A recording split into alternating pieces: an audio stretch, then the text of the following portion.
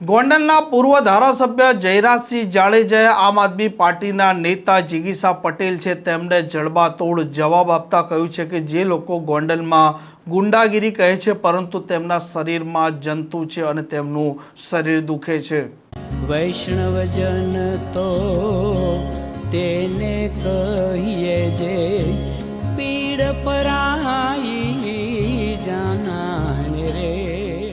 નમસ્કાર, આપ જોઈ રહ્યા છો નવજીવન ન્યૂઝ અને હું છું આપણી સાથે તોફિક ગાંચી। ગોંડલમાં જે પ્રકારે અત્યારે રાજનીતિ ગરમાઈ રહી છે અને આમ આદમી પાર્ટીના નેતા જીગીશા પટેલ સતત કહી રહ્યા છે કે ગોંડલ છે તેમાં ગુંડાગીરી છે, ગુંડા રાજ છે અને ગોંડલના લોકો પણ સતત ભયના ઓથાર હેઠળ જીવી રહ્યા છે અને જ્યારે તે ગોંડલના લોકોને મળે છે તે સમયે આ ગોંડલની વાસ્તવિકતા તેમના સામે રજૂ કરે છે અને ગોંડલના ગુંડા રાજને તે ખતમ કરીને જ જમશે તેવી વાતો અનેક વખત આ જીગીશા પટેલ કરતા હોય છે। હવે તેમનો વળતો જવાબ આપ્યો છે પૂર્વ ધારાસભ્ય જયરાજસિંહ જાડેજાએ અને તેમણે કહ્યું છે કે જે લોકો ગોંડલમાં ગુંડાગીરી છે તેવી વાત કરે છે પરંતુ હકીકતમાં તેમના શરીરમાં જંતુ છે। ગોંડલમાં કોઈ તકલીફ નથી પરંતુ તેમના શરીરમાં આ જંતુના કારણે તકલીફ છે અને તેમણે ભારતીય જનતા પાર્ટીના કાર્યકરોએ જે પ્રકારે ભૂલો કરી છે તે મામલે પણ આ જનતાની માફી માંગી છે।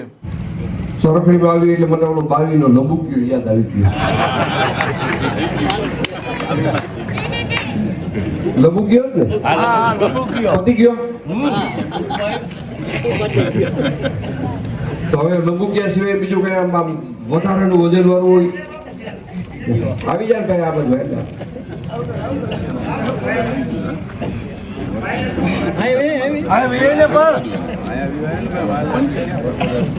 લબુક્યાથી થોડોક વજન વાળો લબુક્યો એટલે આજે થોડોક વજન વાળો એ ભાઈ એનો વર્કઆઉટર આવી ગયો, ચિંતા કરો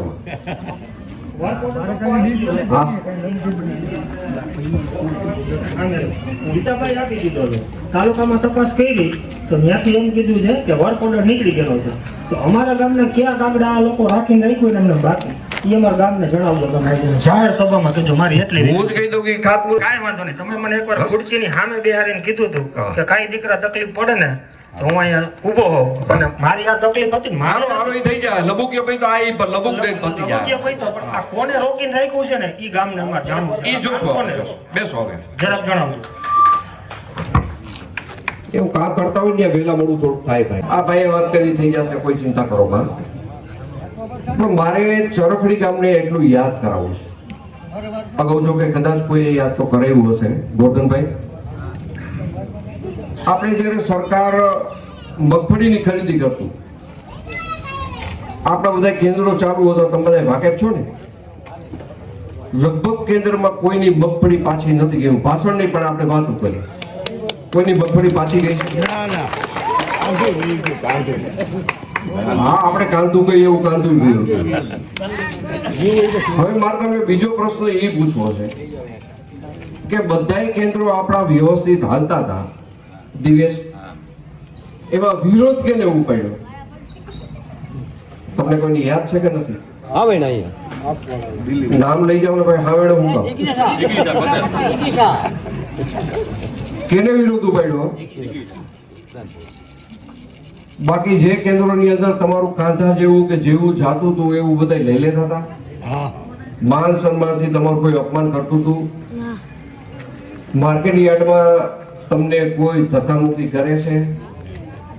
તમારો માલ સરળતાથી વેચાય છે? વેચાય છે ને?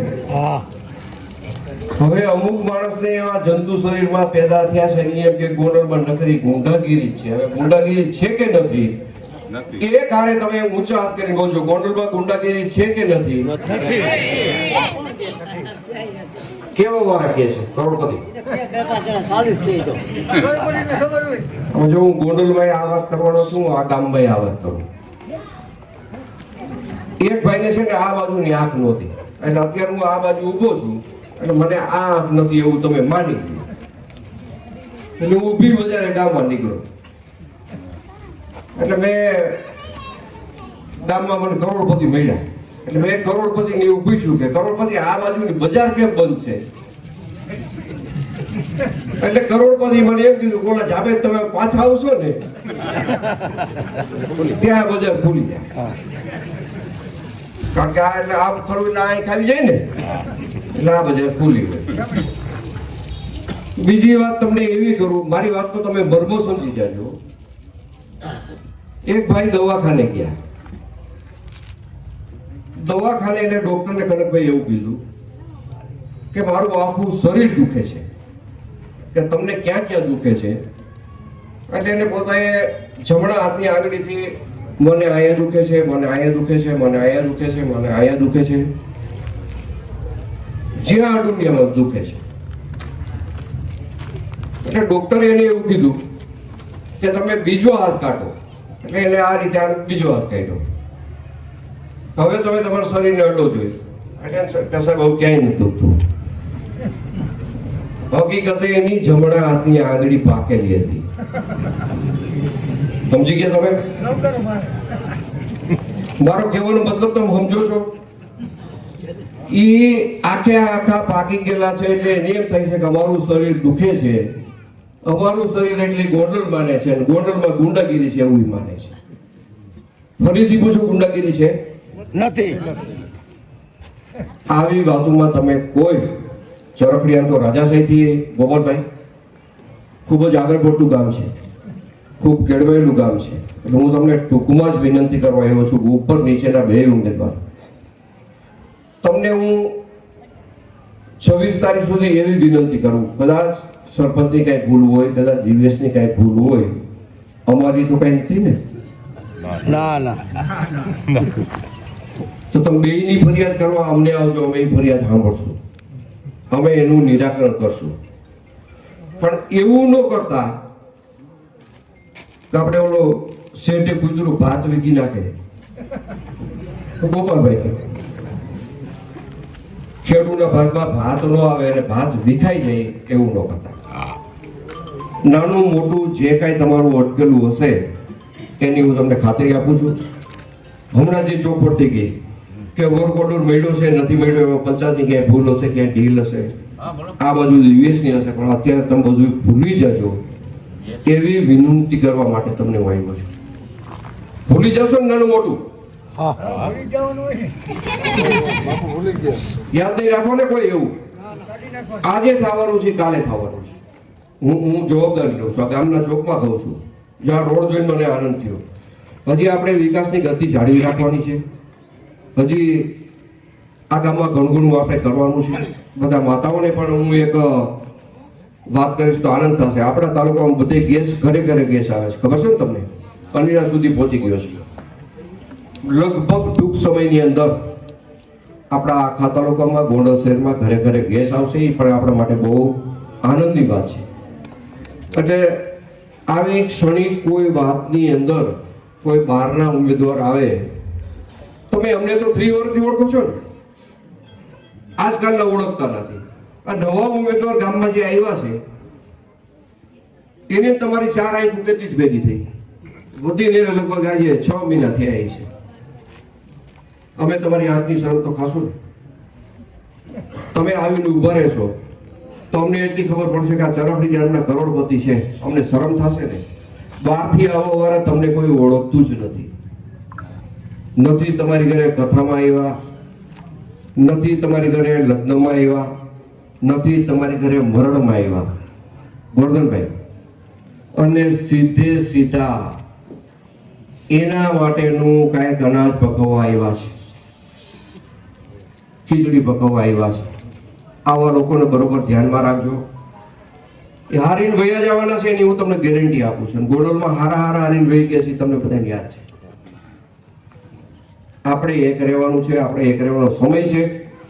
તમે બધા એક અવાજે એવું કીધું છે કે ગોંડલમાં ગુંડાગીરી નથી, પણ એ આપણો જવાબ છે ને, આ જવાબ પેટી સુધી પહોંચવો જોઈએ 26 તારીખે. અમે બધા એક છીએ. અમે ભારતીય જનતા પાર્ટીને માની છીએ. ભારતીય જનતા પાર્ટી તરીકે આજે અમે કનકભાઈ પાર્ટી હારે જોડાયેલા છીએ. ઉપરના ઉમેદવાર ભાઈ ભરતભાઈના ઘરેથી અને દિવેશ તરીકે અમે 2 ઉમેદવારને મત દીધો છે, અને આજે અમે ભાજપને ચાહીએ છીએ અને ભાજપ પાર્ટી સાથે છીએ. આટલું તમે કરજો, બાકી કરવા માટેની જવાબદારી મારી છે. કામમાં કાંઈ વિલંબ થયો હોય, મારો કોઈ પંચાયતની ભૂલ હોય તો હું માફી માંગુ છું. દિવેશની ક્યાંય ભૂલ હોય તો પણ હું માફી માંગુ છું. આજે હું તમારા મત લેવા માટે આવ્યો છું, એટલે હું કોઈ એવી મોટી વાત નહીં કરું કે નહીં તો આમ થાય તેમ થાય એવી વાત નહીં કરું. હું તમારી માફી માંગુ છું, પણ તમને એની યાર ખાતરી પણ આપું છું કે જે તમારું કામ આજે અટકાયેલું છે એ વધીને 2 દિવસ 4 દિવસ ચૂંટણી જશે, આચારસંહિતા ઉઠી જશે અને જે કામનો વર્ક ઓર્ડર બન્યો છે કામ થશે એની હું ખાતરી આપું છું. તમારે બધાએ મને ખાતરી આપવાની છે.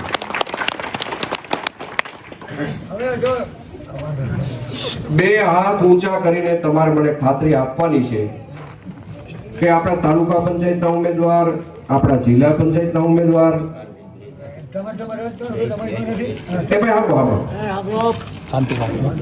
નીચેના ઉમેદવાર એટલે તાલુકા પંચાયતના અને ઉપરના ઉમેદવાર એટલે ભાઈ શ્રી ભરતભાઈ, તમે બધા એક અવાજે ભારત માતાની જય એવું બોલીને ઊંચા હાથ કરો કે અમે ભારતીય જનતા પાર્ટી સાથે જોડાયેલા છીએ અને હંમેશા રહેવાના છીએ. આ પ્રકારના સમાચાર માટે નવજીવન ન્યૂઝની આ ચેનલ સાથે જોડાયેલા રહો. નમસ્કાર.